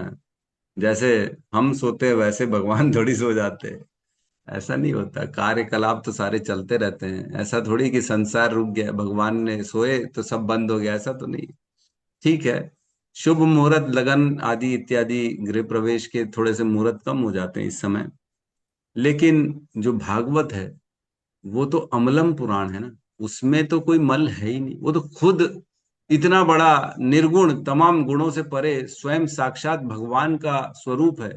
उसमें किसी भी प्रकार का कोई भी जो है नेगेटिविटी नहीं लगती है। तभी तो जब सूर्य ग्रहण होता है, चंद्र ग्रहण होता है, सब कार्य हम बंद करके क्या करते हैं, माला जप कर लेते हैं, भागवत कथा और जो है श्रवण कर लेते हैं, क्योंकि इसकी ही स्तुति करी गई है समस्त स्थितियों में कि भगवान का नाम, भगवान के श्रीमद् भागवतम, ये समस्त स्थितियों में व्यक्ति को शुद्ध करने वाला है, हर स्थिति परिस्थिति। तो ये चलता रहेगा, इसमें कोई भी प्रकार का पाबंदी या प्रतिबंध नहीं है। ठीक प्रभु, हरे कृष्ण। ठीक प्रभु, हरे कृष्ण, हरे कृष्ण। यस, आनंदायनी माता जी। हरे कृष्णा प्रभु जी, धन्यवाद, प्रणाम। हाँ, प्रभु जी, ये प्रचार का आप बता रहे हैं ना, तो मेरे को भी बहुत अच्छा लगता है ऐसा प्रचार करने के लिए। मैं अपना अनुभव बता रही हूँ, प्रश्न तो नहीं है। कल वो मेरे पास एक पेपर देने के लिए आता है, तो कल बिल लेने के लिए आया था। तो जैसे मैं भी उससे सेवा राशि भी ले लेती हूँ, तो जितना भी होगा 11-21 जो भी देना है दे देना अपने शक्ति अनुसार। उसके बाद ना मैं उसके पास 2-4 शर्त रखी, ये जो आप बता रहे हैं ना भगवत गीता का श्लोक और ये सब रोज पढ़ना, ये करना। तो मैं जैसे दुबई वाला क्लास अभी करती हूँ ना, तो उसमें हमारी माता जी ना एक श्लोक रोज देती हैं। मैंने अध्याय 1 से ही शुरू की हैं, अभी 4 या 5 श्लोक दे चुकी हैं। तो मैं इस स्टेटस में डाल देती हूँ कि कम से कम लोग एक श्लोक तो पढ़ेंगे। तो मेरा कहने का ये मतलब है प्रभु जी, तो उसको ना मैं थोड़ा थोड़ा कुछ चीज मैंने बताने लगी कि देखो हम लोगों को से मैंने प्रीचिंग सेंटर या मंदिर जाना चाहिए, ऐसे ऐसे करके मैं उसको बताने लगी धीरे धीरे। तो बताता है कि हम लोग तो वो मटकी फोड़ करते हैं, ये सब करते हैं। मैं बोली देखो मटकी फोड़ करते हो अलग चीज है, लेकिन हम लोगों को ये सब चीज से भगवत गीता है क्या, ये सब चीज धीरे धीरे मैं पूछी तो नहीं है। तो फिर मैं बोली उसको भगवत गीता लेना पड़ेगा तुमको मेरे से, लेकिन मैं फ्री में नहीं दूंगी, मैं 230 रुपया लूंगी। भले तुम किस्त में देना अलग बात है, क्योंकि फ्री में देंगे तो तुम पढ़ोगे नहीं, उसको रख दोगे, उसका मर्म तुम समझोगे नहीं। उसके बाद फिर धीरे धीरे मैं समझाने लगी, देखो ऐसे सेंटर आना है, मंदिर जाना है, हर संडे संडे को क्रिश्चियन लोग कैसे जाते हैं। और जब ये चीज तुम लोग अभी यंग हो, ये चीज नहीं करोगे तो एक दिन तुम लोग क्रिश्चियन बन जाओगे। तब वो बताने लगा प्रभु जी कि ये जो हमारे कमल विहार के पास डुंडा गांव है, डुंडा गांव का है, तो एक परिवार हो चुका है ऑलरेडी। जब मैं ये चीज बताई ना, तो ऑलरेडी हो चुका है, क्रिश्चियन बन चुका है। कैसे बना है, तो किसी के घर में किराए में रहता था, 10-12 साल रहा, और रहने के बाद में वो पता नहीं कहीं पता चला, इन लोग को बहुत बाहर फॉरेन से पैसा आता है इन लोगों का, तो कहीं कोई बताया होगा कि चर्च जाओ, संपर्क किया, उसको बहुत सारा ढेर सारा पैसा मिला और वो घर बना लिया, घर भी बना लिया। मैं उसको पूछी कि जिस घर में रहता तो वो क्रिश्चियन है या कहाँ से, नहीं नहीं वो लोग क्रिश्चियन नहीं है, वो कहीं मैंने जा करके संपर्क किया हो किया। ऐसे ऐसे सब चीज मैं बताई। तो प्रभु जी अभी भी बहुत अज्ञान है, तो हम लोगों को प्रचार ना, हम लोगों को फील्ड में उतर के करना पड़ेगा प्रभु जी। मैं जो चीज समझी उस चीज को, जैसे मैं सेज बाहर भी जाती हूँ ना, छोटे छोटे बच्चे हैं, मैं पिछले संडे को हुआ था, वहां मैं गई थी, रखे थे वहां कीर्तन संकीर्तन, तो बहुत जरूरी है। और अभी छोटे छोटे बच्चों जो ये लोग बहुत सीखना चाहते हैं, मैं बोले हमारे घर में इतना संस्कार नहीं है, वहां के बच्चों को जितना संस्कार है, तो हम लोगों को उसको बढ़ाना है प्रभु जी, फील्ड में हम लोगों को निकलना पड़ेगा, तो तब इसीलिए तो होगा। मैं बोलता हूँ हाँ, आप लोग व्यवस्था करिए, और जहाँ बुक, जैसी भी हाँ, लगे और बुक बताइए। डिस्ट्रीब्यूशन करना पड़ेगा, नगर संकीर्तन करना पड़ेगा प्रभु जी, बहुत जरूरी है। क्योंकि हम अकेला तो हम नहीं कर पाते हैं ये सब चीज हमको। मैं एक तो महिला भी हूँ, मेरा एज भी हो गया है, तो मैं उतना करने के लिए असमर्थ हूँ। तो इसके लिए हम लोगों को आगे आना पड़ेगा प्रभु जी, फील्ड में निकलना पड़ेगा, नगर देखिए, संकीर्तन करना पड़ेगा। जिसको जिसके अंदर जो योग्यता है उस योग्यता के अनुसार आप व्यवस्था करिए। हम सब साथ हैं, मेरे को बताइए, मैं आऊंगा। हम 2-4 लोगों को लेके आएंगे, कीर्तन भी करेंगे, कथा भी करेंगे, प्रवचन भी देंगे, प्रयास करेंगे लोगों को अपने धर्म के बारे में बताने का। लेकिन आप सबको व्यवस्था तो करनी पड़ेगी, कुछ तो करिए, कुछ तो निकालिए अपनी तरफ कम से से कम जो हम लोग ना प्रभु जी ऐसे घूम के कीर्तन, उसका बहुत प्रभाव पड़ेगा प्रभु जी आजकल ना, उसका हम्म, बहुत प्रभाव पड़ेगा। ये जो कीर्तन हम करेंगे और एक छोटी छोटी यदि पुस्तक देंगे उन लोगों को, और इसको पढ़ो, और हर एक के घर में जाएंगे, और ऐसे कीर्तन करते हुए जो लोग कीर्तन देखेंगे सुनेंगे तो लोग निकलेंगे ही। तो फिर हम थोड़ा थोड़ा कुछ बताएंगे, तो इसके लिए एक ठो आपको बनाना पड़ेगा कि हम कैसे निकले, क्या करें, हम इसके लिए क्या करें, है ना। एक इसके टीम का गठन प्रोग्रामिंग करते हैं। बनाना पड़ेगा।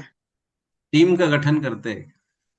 हाँ, तो आप कीजिए। हरे कृष्णा और प्रभु जी, दंडवत प्रणाम। राम माता जी। क्षमा मांगती हूँ कि बीच में मैंने टोका। और कल बोलिए ना। एक कि जैसे डाइट वगैरह तो कहीं में आ सकते हैं, लेकिन मेरे पास मैं पढ़ नहीं पा रही हूँ, तो उसको जो भक्त नहीं है उसको दे सकते हैं क्या? लेदर का कुछ सामान है वो, उसके लिए पूछ रहे हैं आप?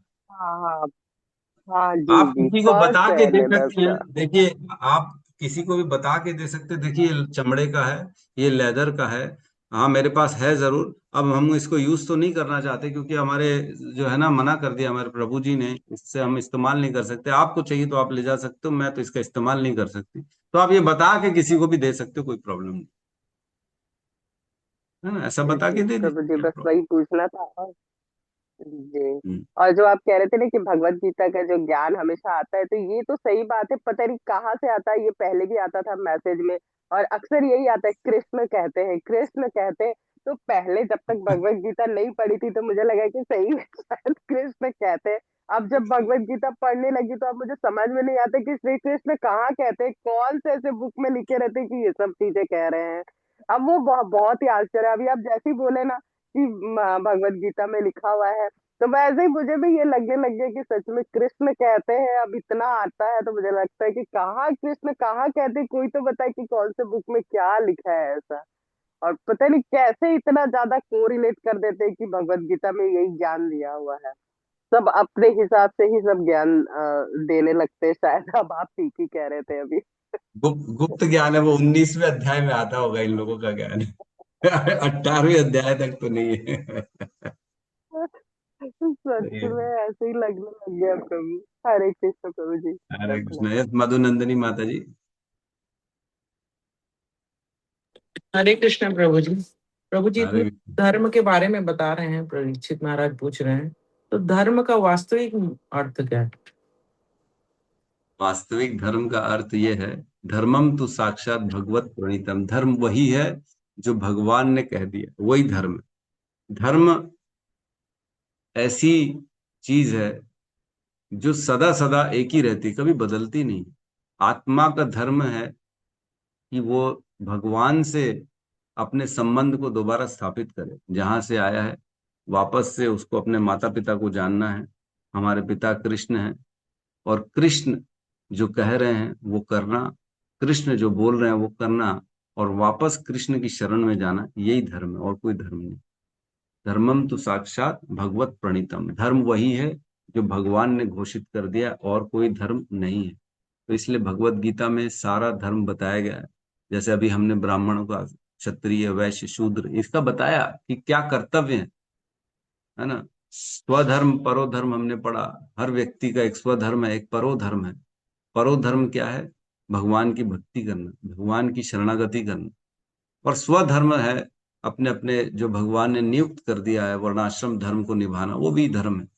तो इस प्रकार से धर्म के बहुत सारे वर्गीकरण हैं। बहुत जगह धर्म धर्म को यूज किया जाता है, लेकिन धर्म केवल और केवल वही है जो कृष्ण ने बोल दिया है, वही धर्म, और कोई धर्म। धर्म की स्थापना केवल भगवान कर सकते और कोई नहीं कर सकता। इन शॉर्ट में आपको मैंने बता दी, है ना? ठीक है मतलब। तो प्रभु जी, भगवान जब बोलते हैं कि सब धर्मों को छोड़ के मेरी शरण में आओ, मतलब वो कर्तव्य दूसरे, मतलब तब यहाँ पर कैसे? कैटव धर्म, कैटव धर्म, समस्त जो कैटव धर्म है ना, जो, देखो क्या उसमें लिखा है, अगर भगवत गीता पढ़ेंगे ना, तो 7वें अध्याय में भगवान ने देवताओं की शरणागति के बारे में बताया है कि जो व्यक्ति कामस्ते ते अपृत ज्ञान प्रपद्यन्ते अन्य देवता तम तम नियमम आस्थाय।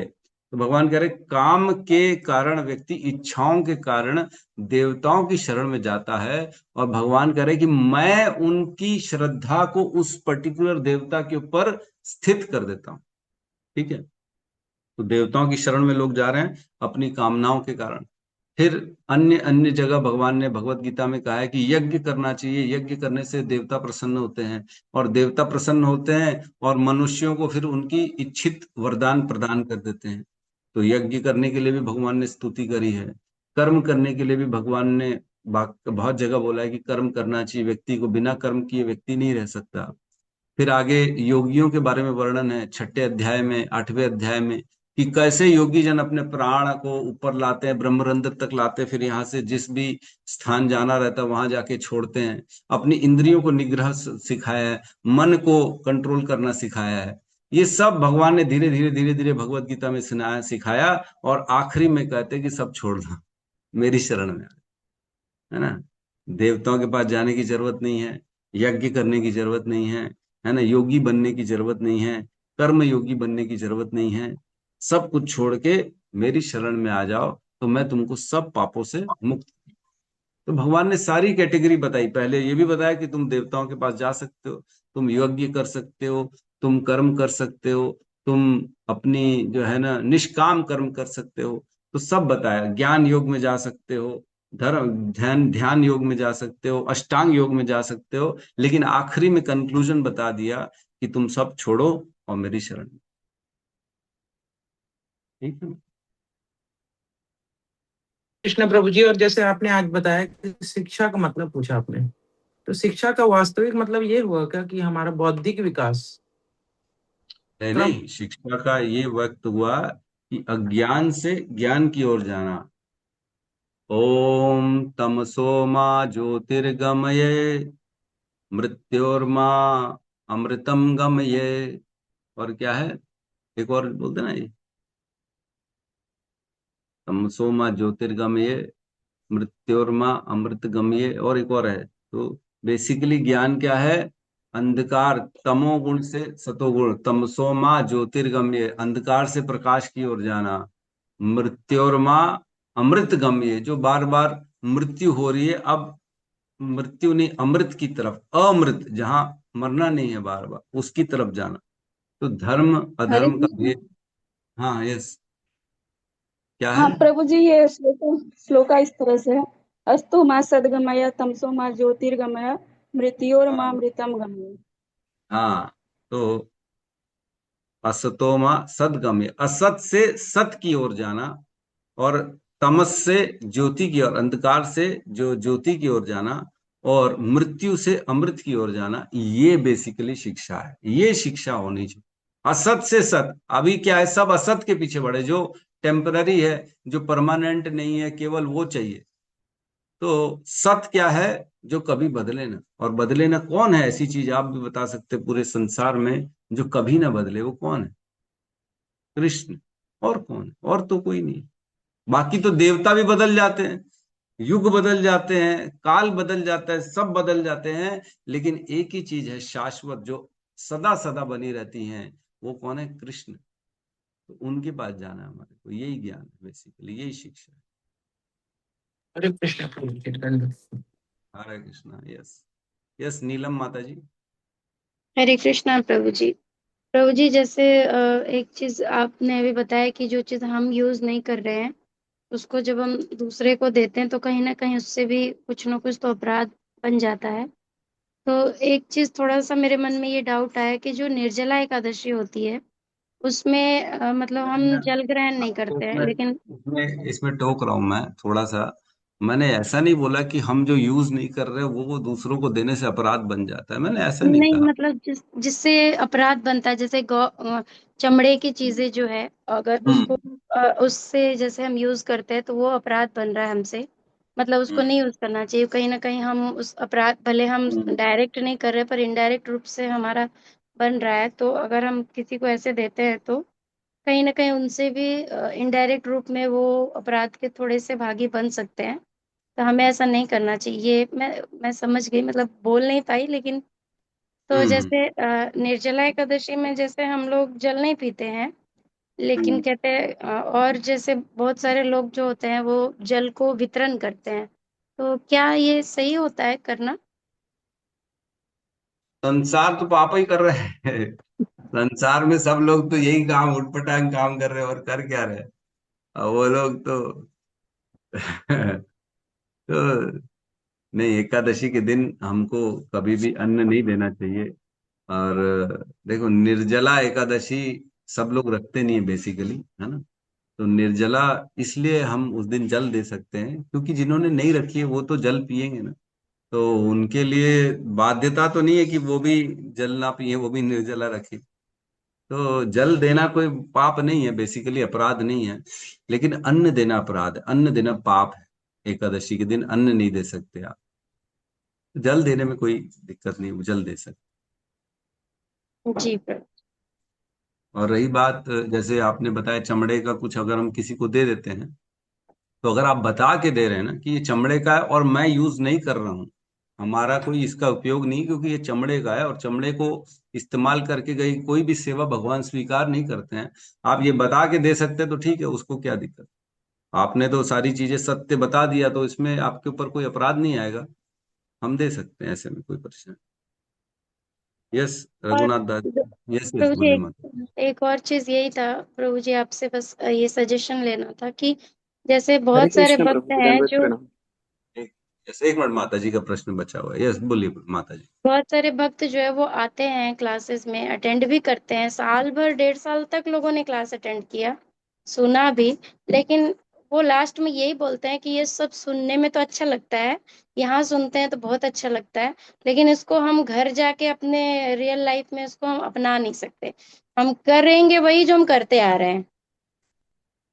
तो ऐसे में मतलब ऐसा लगता है कि मैं अकेले, मतलब कहाँ तक मैं लोगों को ये बता पाऊंगी और कैसे कर पाऊंगी, इसके लिए मुझे समझ में नहीं आ रहा कि क्या मेरे अंदर ही ऐसी कोई कमी है कि मैं उस चीज को नहीं दे पा रही हूँ लोगों को, या फिर मतलब क्या है, मुझे समझ में नहीं आता कि बहुत सारे लोग आ रहे हैं और फिर वो वही काम कर रहे हैं जो पहले कर रहे थे, तो फिर समझ में नहीं आता कि कहीं मेरी ही भक्ति तो नहीं खराब है, कि मैं मतलब बता नहीं पा रही हूँ ठीक से, या क्या हो रहा है, या कृपा नहीं है भगवान की, गुरु की, या क्या है, समझ में नहीं आता। जैसे कल ही मैंने एक माता जी आती थी, रेगुलर आती थी प्रभु, रेगुलर वो आ रही हैं, जबकि हमने कई बार पढ़ा है कि जैसे हमें अन्य देवी देवताओं के पास वही जाते हैं, जो भी है हमने वो श्लोका भी पढ़ा, सब कुछ बताया, लेकिन कल मतलब ऐसा कुछ हो गया कि मैं पूरे दिन भर, मतलब मैं इतना परेशान हूँ, रात भर नहीं सो पाई टेंशन से, कि वो अब मतलब साल 1.5 साल जुड़ने के बाद, सब कुछ सुनने के बाद, अब वो कैसे मतलब किसी और से जुड़ गए, मतलब समझ में नहीं आया मुझे ऐसा कैसे हो गया। तो मैं यही पूछना चाह रही थी प्रभु, कि क्या है, मतलब कमी कहाँ रह रही है। हाँ, तो बहुत अच्छा प्रश्न है माता जी का। और आप कब से कर रही प्रचार, कब से लोगों को बता रही? प्रभु जी लगभग 1.5 साल हो गए, 1.5 साल से ज्यादा हो। मेरे को तो 4 साल हो गए, 4-5 साल हो गए मेरे को। लेकिन आज भी मैं कहीं अगर प्रचार के लिए जाता हूँ ना, तो मेरे साथ चलने वाला एक आदमी नहीं, 10 लोगों को फोन करता हूँ, चलोगे चलोगे चलोगे, यहाँ जाना है, यहाँ कथा है, यहाँ सेवा है, एक आदमी तैयार नहीं होता मेरे साथ चलने के लिए, एक आदमी नहीं रहता मेरे साथ।